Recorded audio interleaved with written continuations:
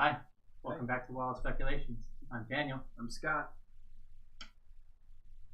A favor in kind. I feel like Matt did a lot of Game Masters a favor this week, last week. Yeah, and I think he did a lot of foreshadowing favors as well. Yes. So the big favor that I think he gave a lot of people is he showed it's okay to forget to do damage. He showed it's okay to forget your monster's abilities. And that it's okay to get mixed up on conditions. Yeah. In that first fight. He showed that we are all human. Yes. Which leads me into what we like to start with. What we got right, what we got wrong. Yep. And I put my finger on the Wraith as the monster that he was using. Yeah. And wasn't it? Nope. It was a homebrew of his, which I thought was interesting, and I think might tip his hand, possibly, in the sense that, or at least going forward, if I know it's a story, if I'm aware that it's a story big bad, yeah, I'm not going to be choosing a monster out of the monster manual. Okay. Because I think Sif is a story bad. Yes. And one of the things that I liked about that fight was so action economy is always a big deal when you're designing an encounter. Yes. And Matt decided, instead of giving the monster a bunch of actions or flooding the room with a bunch of minions, that he would give the monster the ability to stun lock the players. Yeah. Thus removing their actions while preserving his. And he gave the monster the ability to make the players hit each other. Yes. That's true, yeah. I forgot about that. Yeah. As we saw in everybody's favorite ship couple, Yasha and Basha. Yep.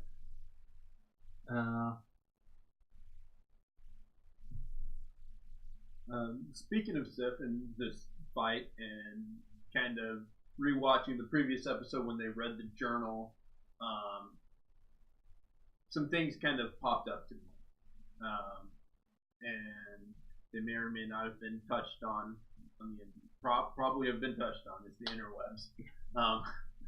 But it talks about the crawling king crawling under the ground, which is one of the betrayer gods. His place was underground then as it is now. Of course, that's going to be his big worry. But it talks about him being from the Age of Arcana. Which, if... Well, that's before the Divergence. It's before the Divergence. Which is the War of the Betrayer God. Right.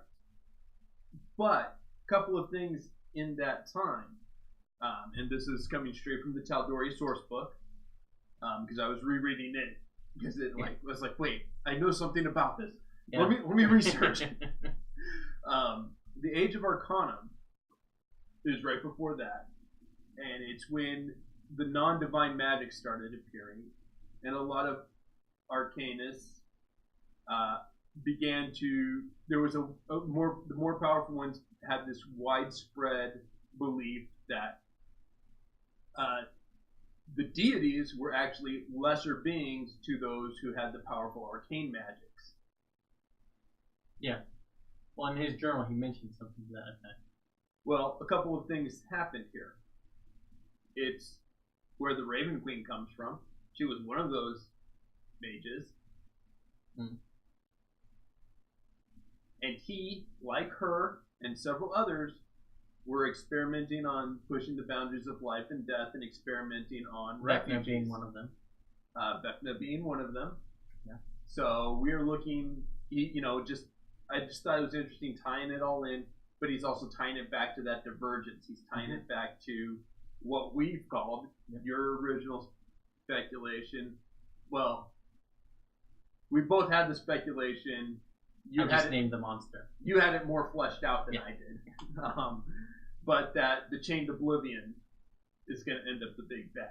Yeah. So I think all of this story, because like you said, he's a story bad. Yeah. He's a bad for the overarching plot line of the campaign. Yep.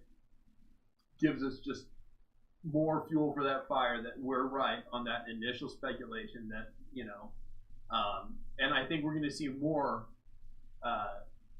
because in the first campaign, we didn't see a lot of that until not until they started looking for the vestiges. When they went to when they went to the fire plane, when they went to the fire ashar, yes, he foreshadowed Thordak.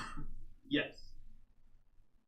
And then, but Thordak was after that, after the divergence.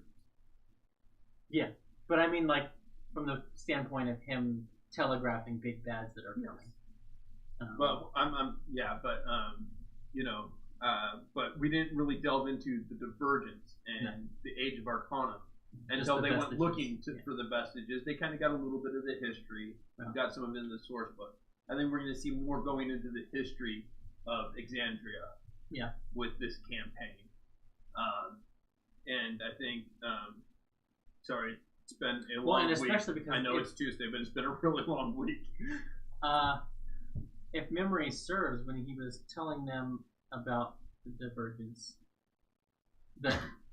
Vasselheim was the last sort of untouched vestige of civilization. Yes.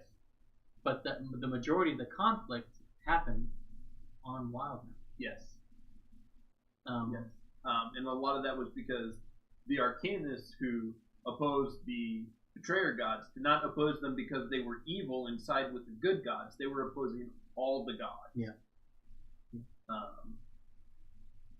But I just thought that was interesting. The only time we really saw something like that in the first campaign was when they were on the hunt for Rishon and found Opash's journal, who was a necromancer from that time, which almost took Vex's mind, Yeah. But the save happened. But I think we're going to see more of that storyline. I think we're going to see, I think that was a big tip for people who have looked through that source book, who are watching for the overall story, watching for the history, because he's created this world, he's put things out there. Now we're exploring those things. Yeah. So I think that's been the biggest tip and the biggest nod to, our speculation, but just what the campaign is in general. Yeah. That we've seen so far. Yeah.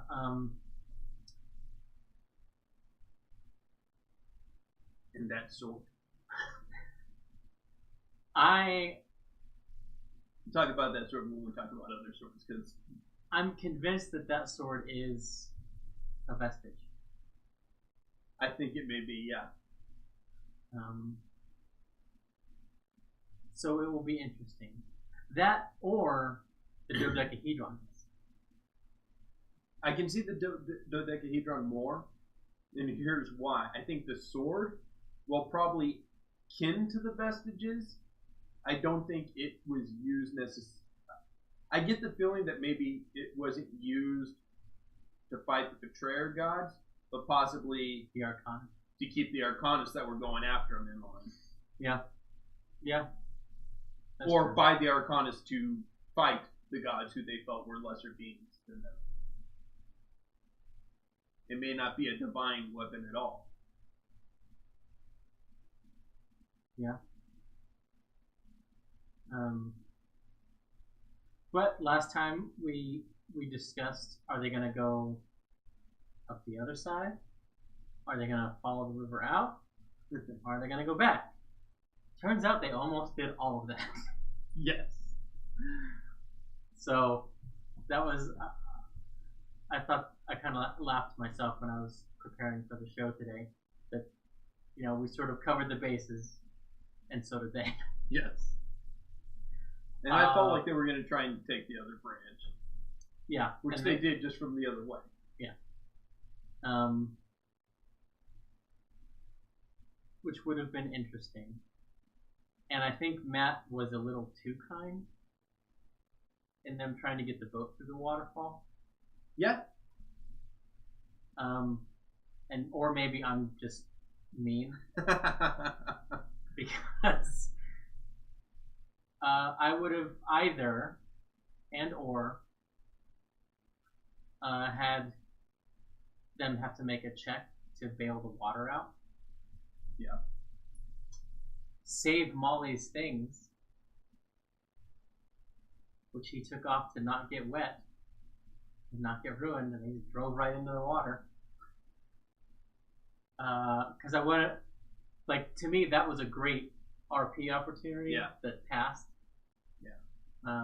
Take off everything I don't want to get wet, and I'm going to jump in. Okay, we're going to go through the waterfall. Yeah.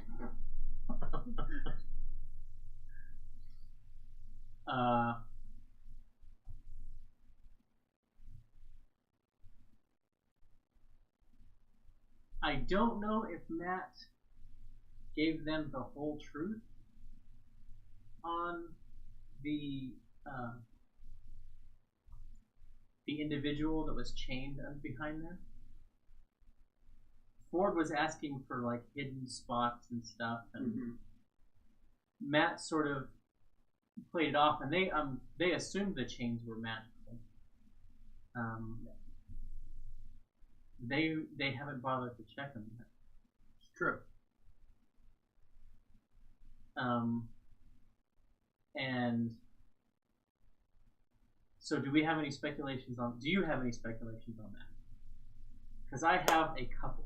Well, I think that the chain. I think that. Shoot, I just lost my train of thought. Sorry. The chains. I don't think he was misleading them. I don't think he gave them the full truth, but I think he gave them the truth that there's check uncovered. Because I think he only rolled a 12 or something like that.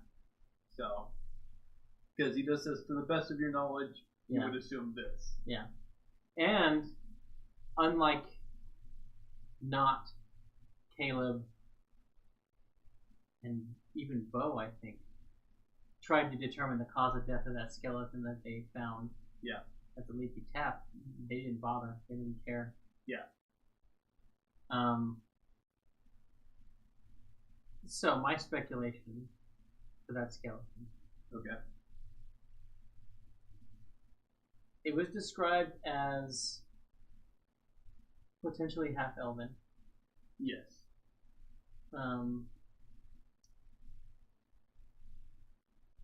So there is an item called I'm gonna draw a blank.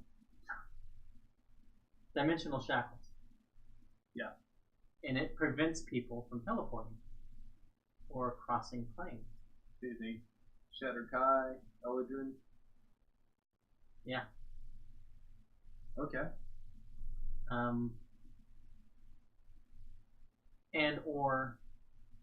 And if we're right about who the Traveler is, yes, maybe that's one of his previous adherents. Okay. I like that. I think we are right about who the Traveler is. I'm just, Yeah. So that I was like, huh. Well, at least on the rewatch, I was like, there's something about this that's not right. Yeah. There's more to it than what's been uncovered. Yeah. And I love the metagame pigeon. Ooh, ooh, we're never coming back here. I'm like, you think that now, Sam? But you're going back there. Yeah, they're definitely going back. The gentleman and his men are going to dig out that tunnel that collapsed, and they're going to find something else, and they're going to have to go back and fix it again. Could be. Well, at least that's my guess. unless Matt is going to be moving the game further north. But thus far, from a narrative standpoint, we haven't tied up the narrative we started here in the dash. No, I think we're gonna spend a good bit of time in the dash. I think that's it. Caleb hasn't gotten into all the bookshops or the libraries, yeah.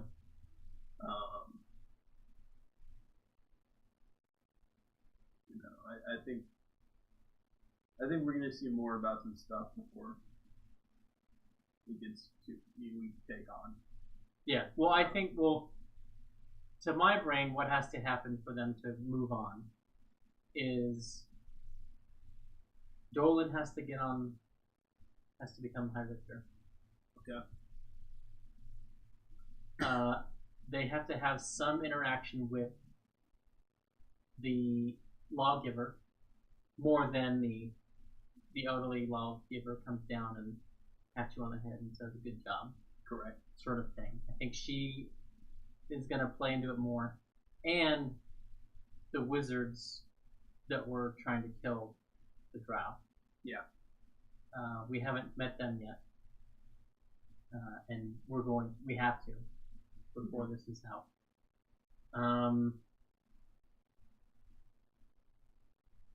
Besides, do we really want to move Kamat Soul this early? Well, I think so. I was just thinking about the first campaign and how they basically a lot of them started in Stillben. Mm-hmm.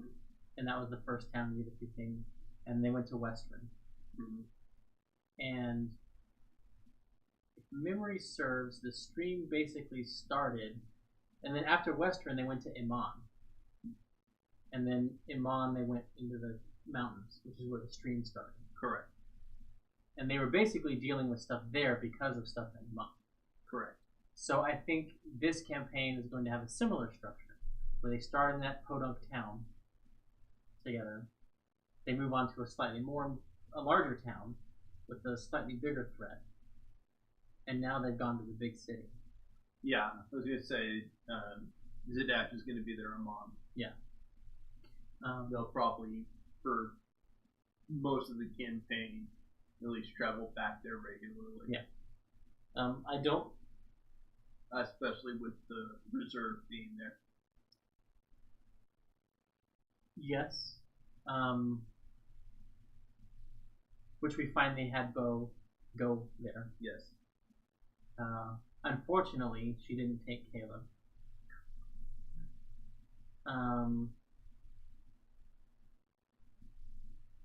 Now, we've had Yasha and Ford talk about their admiration for what Bo can do. And, it may have just been Travis this last episode. But he was like, oh man, I want to go on that obstacle course. That could have just been Travis and not Ford. Yeah. But,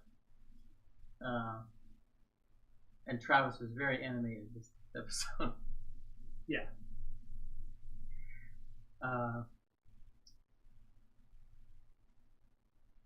And you mentioned Travis's dream again, and that's his water. He gets backstory.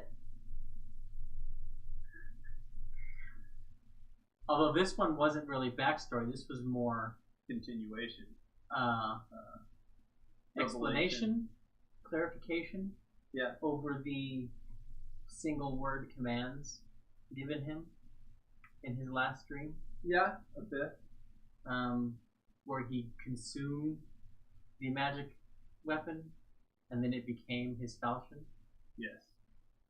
And he was super excited, and I was very happy for him. And that's the other thing. How many swords is he going to try to swallow? I thought something similar.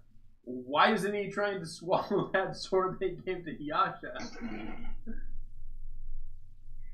Totally could have gotten away with. Just let me take care of this. And does Matt build in a mechanic for him to be able to switch to any backbone.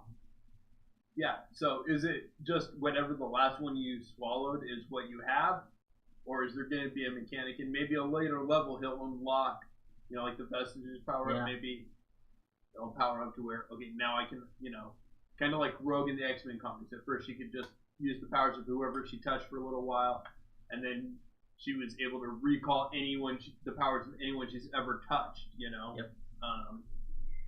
Yeah, so I'm wondering if that's going to be... That would be awesome. Yeah, because it would... I want that for a character.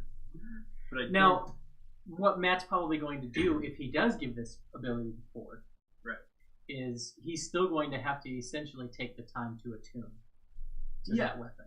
Yeah, they'll have to attune to the new. Yeah, but it's... So Ford becomes Grog-esque in this campaign, where Grog kept everything in that bag of holding, and depending on... keeping everything in his gullet? Yeah, essentially, yeah. In his Davy Jones locker. His Ford's locker. So he's... Intestines of holding. Right? So I think that's what excited me the most about that scene. Yeah. Is I was like, I wonder if they're going to do that. Yeah, and that was my thought, and that's why when I first mentioned that sword, I was like, well, we'll talk about that when we get to the other swords. Because I had the same thought, was that, okay, is he going to be able to, does he stack these powers? Will he be able to switch them? Will it just be whatever the last one you absorbed is? Could be any one of those things. Any one of those things would be awesome. Yeah. I think the stacking would be probably a little too powerful. I wouldn't do that. By a little, I mean... A lot? Yes. Yeah. I mean, far and away too much. Yes, I'm going to swallow this sword of sharpness, and this flame tongue, and this warble. And I would like to activate all of those things. No, I can't, no. Yeah. But I like the idea of switching. Yeah. My first thought was just whichever the last one he swallows. Yeah, that was, like, to me, that makes sense too. But I would say it would have to be a blade he's already attuned to. Yes. I think he's got to attune to it. Well, that to seems almost foregone. Yeah. Just based on the timing. Yeah. And everything. Tune to the weapon. Okay, now you have the chance to add it to your repertoire, which you can switch between as an attunement. Yeah. Which could be part of the learn and grow. Yeah. Yeah. So we speculated that. Well, that's getting ahead. I mean, we're jumping all over through the episode at the moment, anyway. But so my plan, if I was Yasha, trying to get that sword back, do the thing on the back, cloak, not on top, fine. Carry up the one. Like carry the one they saw you with. Yeah.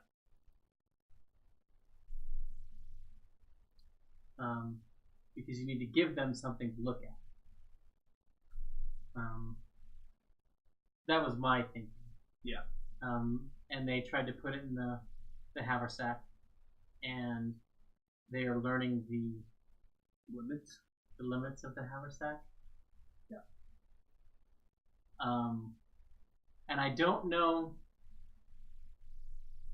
if Matt did that to tempt them, teach them a lesson. I don't know, because based on like rarity, the haversack is more expensive than the bag of holding. Right. But the bag of holding is way better of an item. Yes. I think he wanted to. I think it was teach him a lesson, and I think it was teach him that, hey, your first game, I was nice to you. Things don't always work out. You can't just shove everything in a bag and forget about it until you need it. Yeah. let's impose some limits. Here's something akin to that, but realistic is not the correct term when you're dealing with magic. That's but true.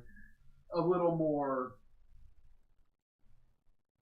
Yeah, because really for GMs and players who are having a hard time wrapping their heads around what the haversack does, it is essentially anything you can fit in a backpack, you can fit in a haversack. The benefit the haversack gives you is it doesn't weigh in. Yeah. You put it in, it doesn't weigh in. The haversack weighs 5 pounds, which is what a backpack weighs. And that's all it weighs, no matter what you put in it. And the only limitation, there is a weight limit, but basically, if you can fit it in the backpack, you can fit it in the haversack. Right. And it's still great. Now, it's not as good as the old haversack, which was essentially a large bag of holding with 2 medium bag of holding stitched to the side. Yeah. You know. Yeah. But I almost think it's better the way it is. Not mechanically, but I like the concept. It makes it more of a unique item. Rather than this is a fun item, let's put it on steroids. Mm. You know, it makes it more unique, more interesting.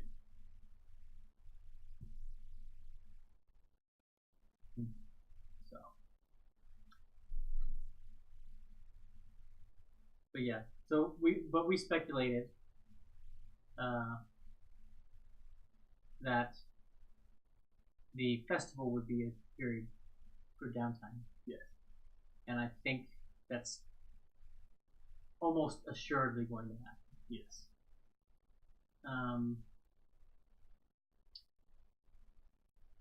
He is fast forwarding to the festival.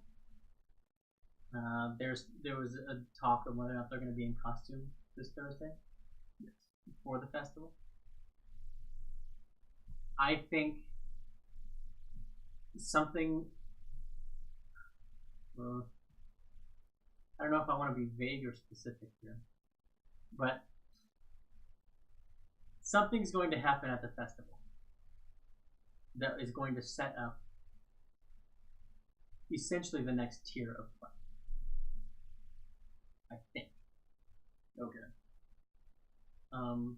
I think everything that I talked about that needs to happen for this narrative to tie up is probably going to happen at the festival or as a result of whatever happens at the festival. Okay. Matt knows they love their pit fights, and Yasha or Bo and Ashley and Travis. Yeah, they're like, yeah, we got to get in there.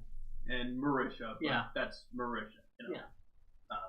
Both of Travis's characters, both of Ashley's, Marisha's new one, Marisha herself. Yeah. You know, I mean, she's trained in several martial arts. Yeah. So I think it's gonna be. Oh my. The light goes off. Yeah.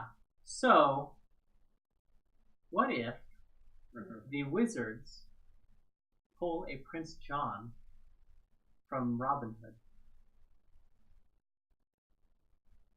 They have set up a series of events in an attempt to find the person who has the dodecahedron.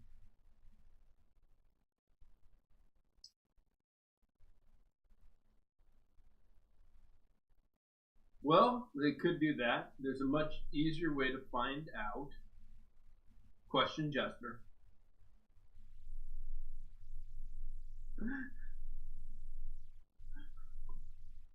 But again, they wouldn't know that.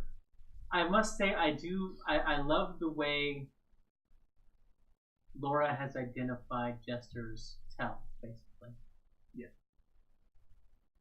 She always begins with the truth and then goes into the lie. Yeah. And generally speeds through the lie. Yeah. or says it deadpan, where when she's telling the truth, she's all playful, and she plays with the tone of her voice.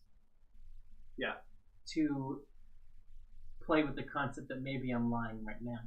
And I think that's another thing we'll see as this festival happens right after, is we'll get confirmation about the ruby.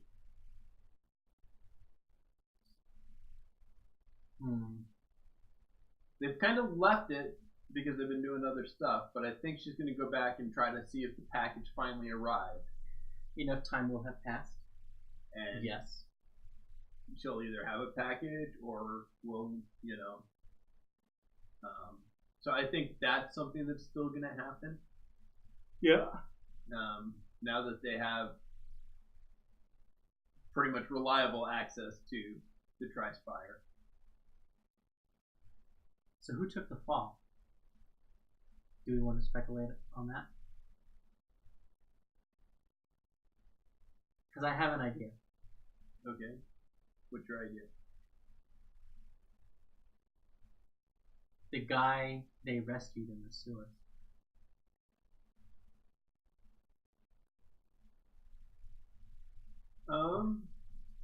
What? Okay, so I understand why you think that, but he was never targeted. He was never pinpointed. Except if he's part of the gentleman's organization. Mm-hmm. The gentleman had 3 days. That's true. To figure out how they, both threw Bombach under the bus. It's not him because he's. But it doesn't take a genius to know that this guy that you were sending in the sewers who disappeared suddenly survives. Oh, and the Mighty Nine are responsible for clearing the sewer. It's true. And now they show up at my doorstep. Yeah. And what I think is what happened. It's his punishment for revealing the location. Yep. And as a lesson to the Mighty Nine. Yeah. Because this is after he knows they lied about what they found. Mm-hmm. Yep. So that's my number one. Yeah, I can see that. And I can see them finding out, asking something. Because the person's dead. Yeah. Oh, yeah. Well, we are assuming that somebody is dead. That part of it's true. Yeah. But the gentleman is not going to have the power to put the investigation off with a lie of a body. Yeah. Or without a body. So that's my guess. This is the happening, and maybe one of his friends. Yeah.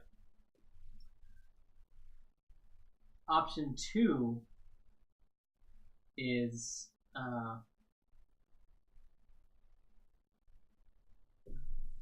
Donald's partner. What's his name?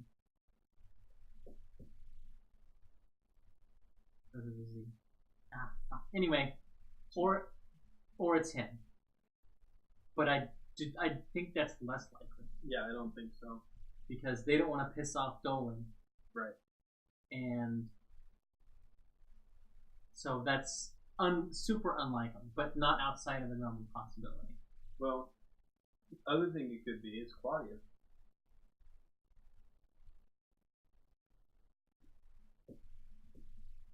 Maybe she's more connected than we thought.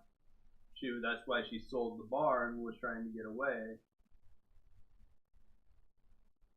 I mean, I think that's less likely than the happening, but I think it's more likely than your other theory. Yeah, it's possible.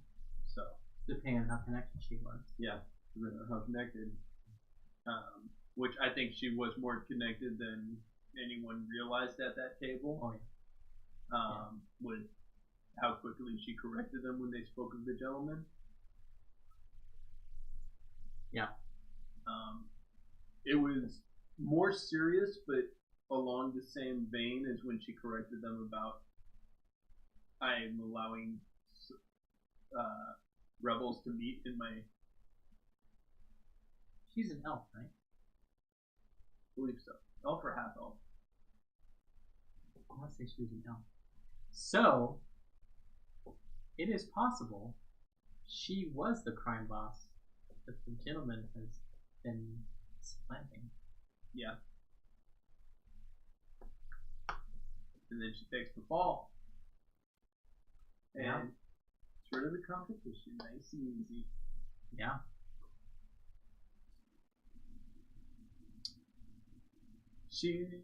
For me, she just left too abruptly. There had to be something going on. Yeah. Or, well, the gentleman told them that Oolong was the Drow's connection. Right. But what if it was Claudia? Right. What if it was both of them? Yeah. You know? But then that raises the question, was Kara there to spy on Claudia? Yeah. So, if I had to throw out a speculation, I think you're probably more right with the halfling, but that was my speculation. Was Claudia? Yeah. So Interesting. So yeah, maybe we'll find out Thursday, because they seemed curious about who it was. yeah, they may follow it up. It may remain a mystery. Yeah. So I think, and in large part, it's going to be why they have the most contact with the lawgiver. Yeah.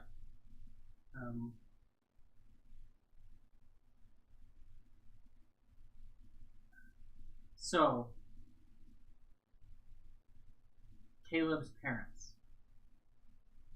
Mm-hmm. We've been speculating that he hurt and or killed people by accident through his study of the arcane. Correct. And specifically fun. Mm-hmm. Did he kill his parents? So, at least his parents. Yeah. If not a good chunk of his hometown. I think so. Yeah.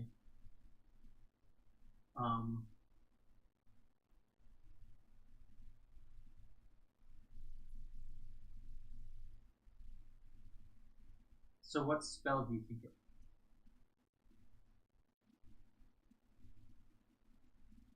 Because I have an idea of what might happen. I don't know what spell it was, and beyond just their level, at most levels I would say this was probably a scroll that he was playing with and cast, but didn't know what he was, Yep. I think it was a scroll. Yeah, it was a scroll. Well, I mean, we know that he has no magic. Unless, well, if I'm correct, and he hurt multiple people, he doesn't have anything that will do that really badly. No. Burning Hands is the closest AoE one that he's shown us. And I think he only just got that. Yeah.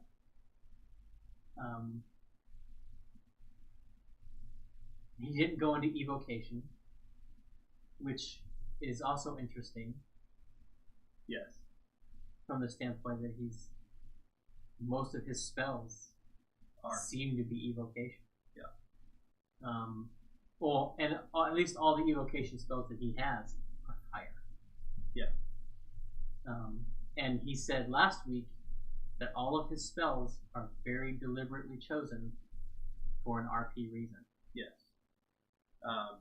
I mean, he does have chromatic orb, which can be everything. Everything. Yeah.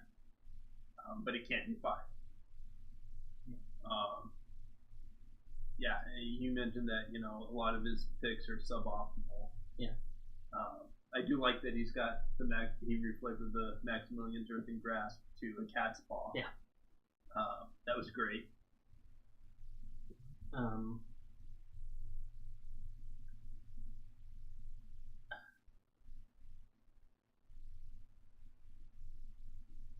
Jester let slip about Nott's motherly affection for Caleb.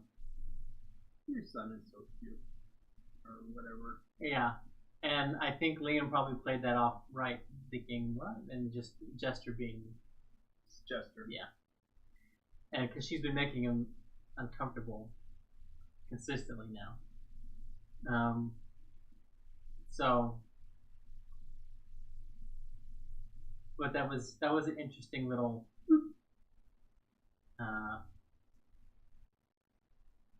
So... Does it become a race to the orb after every long rest? Or the dodecahedron?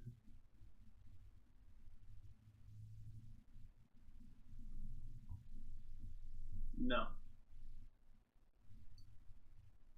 It becomes a bidding war for Jester's affection. She has it in the bag.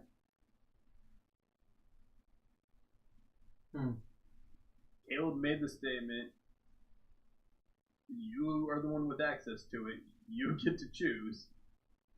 Yeah.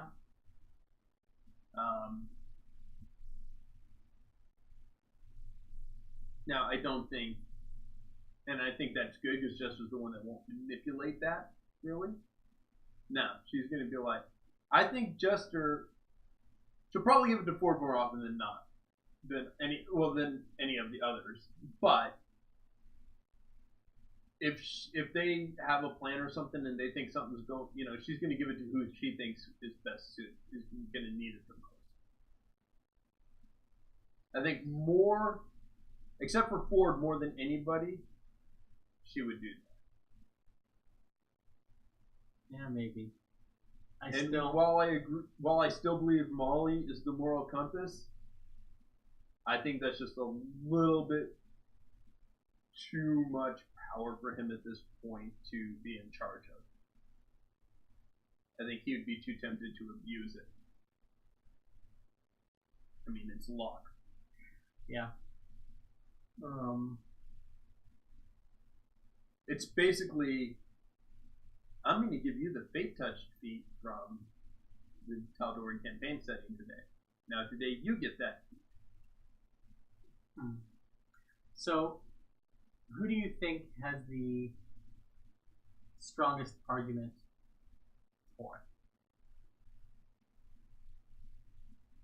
From either an RP or mechanics, or the tactics that they have displayed standpoint?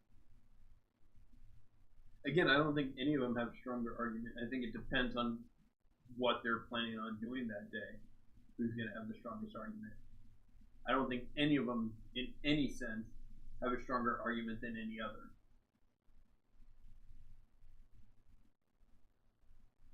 Because I think Jester has probably the strongest argument to have it. Why? She's the only healer, and having the ability to, somebody crits the healer, where they're going to go, nope, reroll it. Okay. It seems like, well, it was going to be about taking people down, then Caleb's got the strongest argument. How's that? Because he goes down like Bo on every other girl she interacts with. Or wants to. Yeah, but like, reroll that attack is not going to save Caleb. He just doesn't have the hit points. Yeah. Where Jester does, and she has a high enough AC. Like, Caleb goes, oh, reroll it. Well, you only have to get a 12. or better. Oh, their attack bonus is +5, which at their level is the minimum for the monsters they're going to be fighting to hit them. Yeah. Like, that's almost a waste for him. Okay. From that standpoint. From a mechanic standpoint. Yeah. I think Jester benefits the most from it, the most often, with Beauregard and not probably being. Okay. And then Ford after that. Or maybe Yasha. But see, Yasha can give herself advantage whenever she wants. Yeah. So it doesn't matter.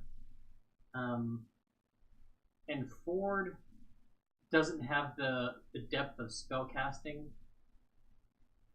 for it to be relevant, but he does have Agonizing Blast. Yeah. So his cantrips are a little more potent. Yeah. But one instance isn't. Yeah. Is almost not enough, I don't think. So, yeah.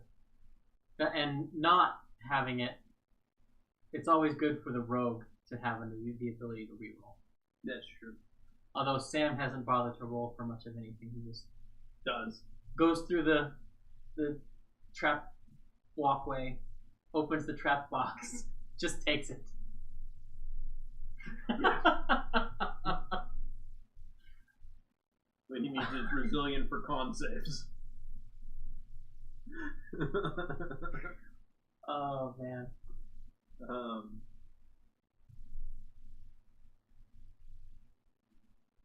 Yeah. Trying to think what else I wanted to talk about. Well, one thing that we got to see, we had mentioned that last week that Critical Role Stats mentioned that Yasha had Sentinel. Yeah. Not that we were doubting Critical Role Stats. You know, they don't tend to publish anything unless they either have evidence or have been told by we saw Yasha use it. Yep. And to great effect. Yes. So yep. I got excited, it's that because all we had seen him for before was, oh, he attacked someone else, I get to attack him. Yeah. And now we see I need to move away. I attack him. Oh crap, you have Sentinel. Yep. That could ruin everything. And it did. Yep. That was the turning point in the battle. Yep. So good. So good. That I got really excited for. Although, when do you think we're going to see some of Ashley's racial abilities kick in? Well, she tried last week to do light in the darkness. Correct. I'm more talking healing hands, her radiant specter, her angelic guide. Now, the angelic guide. Do you think that that's what the? That's going to be her first solo scene. Yeah. I don't know if that happens next week. Or this week, rather. It's going to happen before she has to go back. Yes. But I don't know when she goes back, so I don't know how many episodes we have. Yeah.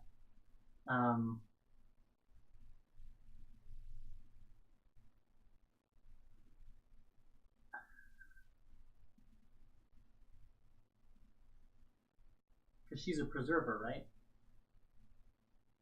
Don't know. Well, isn't the Lightbringer the preserver? Lightbringer is all of them. The light cantrip is all of them. That's part of the base race. Dark Vision, the Lightbringer cantrip, the light cantrip, and then your sub race, which gives you your +1 and. Okay. She has necrotic as her zealot damage instead of radiant. Okay. Do we think? So does she stack that with the Scourge, or does she take one of the others so that she complements? And that's what I'm wondering. They haven't had a battle where she's had to pop wings, or at least True. not. Well, I mean, if she's any of them but the Protector, Yeah. she doesn't fly. Yeah. Because there's only one of the subclasses that allows flight. But I think, having watched Grog struggle, Yeah. I think she took the one that gives her the flat speed. Yeah, and that may be. We talked about that you know, Yeah. she found a way to overcome the one. Yeah. So that's super that interesting to do question. radiant and necrotic. That begs the question: if he had gotten away, if she had missed with that attack, Would we have seen her sprout? would we have seen her sprout wings and go after him? Yeah. Yeah. We saw one of Nott's new spells that we hadn't seen before, Featherfall. Yes. That was the week before. We saw Caleb learn from Nott with The a message. Yep. And I want to know what he said to that thing. The digital whisper. Yes, that was the other thing that I wanted to bring up. See, the digital whisper and the journal with that history, I really wanted, I know Liam was on last week, but I really wanted him to be on Talks tonight. Yeah.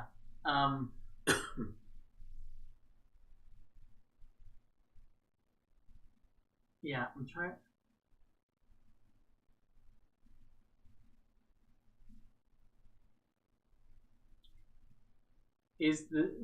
So he mentioned his mother and father during the scene with the Decahedron. Correct. Was that secret something to do with that? Perhaps. So he whispers this secret, and then at the end, as they're leaving, he looks at the wire he used for that. He looks around the room.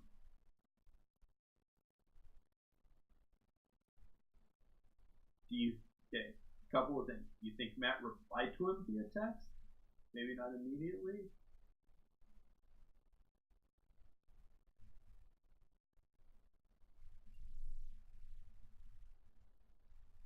Shit, now I don't remember how much of the... Because Matt picked up his phone to read the text. But I don't remember seeing him. It didn't look like he was. He didn't look like he was typing. He didn't really pick it up again, but I'm pretty sure, and I could be misremembering it because I've been so busy I didn't get to do a real thorough rewatch.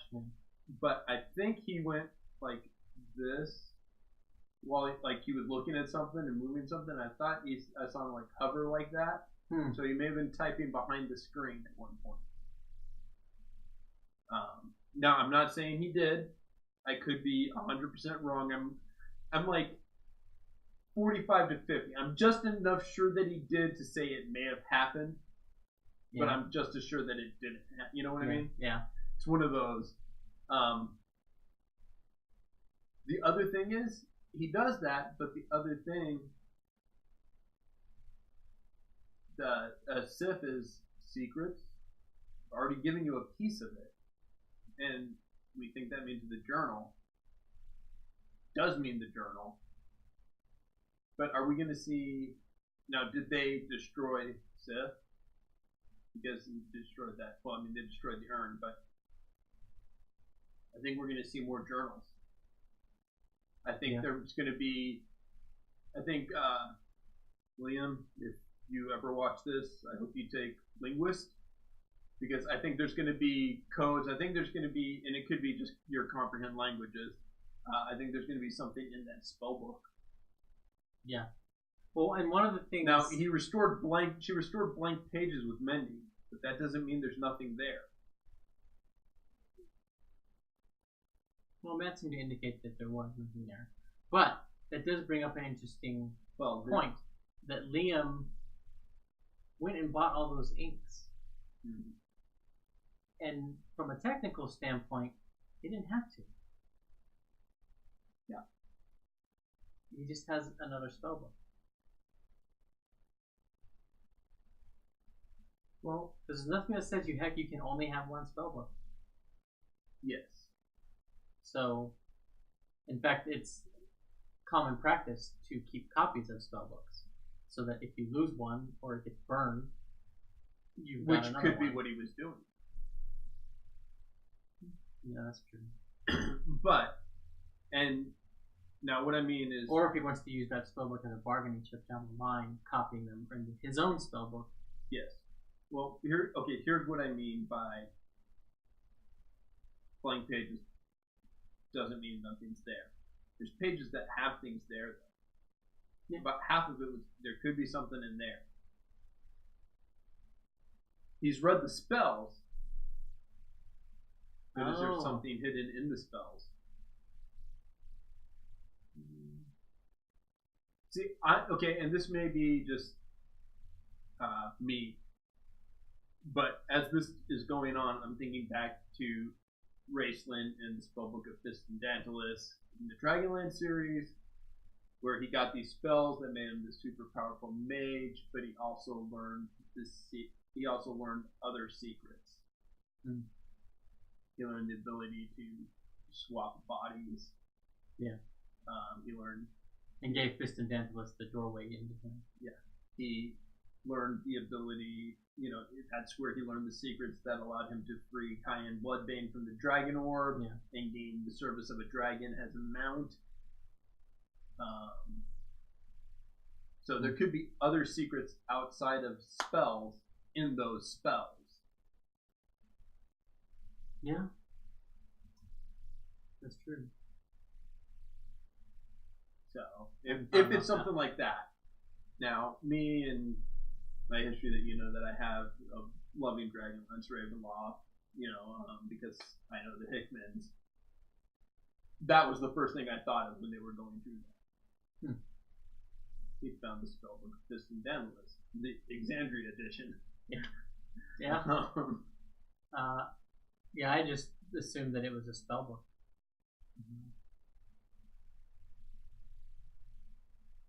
I'm interested to see what spells he gets at. Yes, I am too. The other thing is, those spells that he gets out of it could be the secret to unlocking something else. Yeah. Oh yeah. Rather than just pure spells. Yeah. Yeah, for sure. Matt's the kind of GM that doesn't just drop stuff. Yeah. Randomly. Especially that early. Yeah.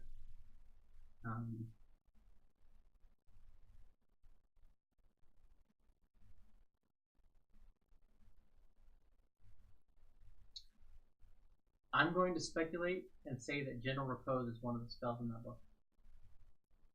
I almost guarantee it. Because Raise Dead is not a wizard spell. Correct. Revivify is not a wizard spell. Correct. But Gentle Repose is.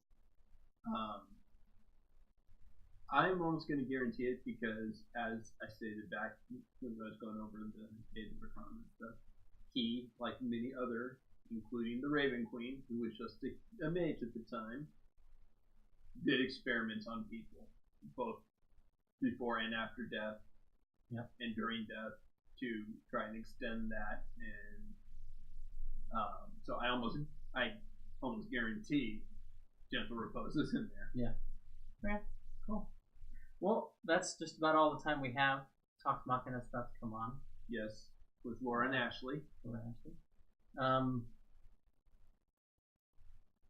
Today was a little more rambly than normal, but I think we had a few more speculations than probably last episode we had. Yeah. Last episode, I was not much help because I was only able to watch it the once. But yeah, so we'll see. I think this Thursday's episode is going to be a floodgate of information for the next tier. Yeah. We'll see you.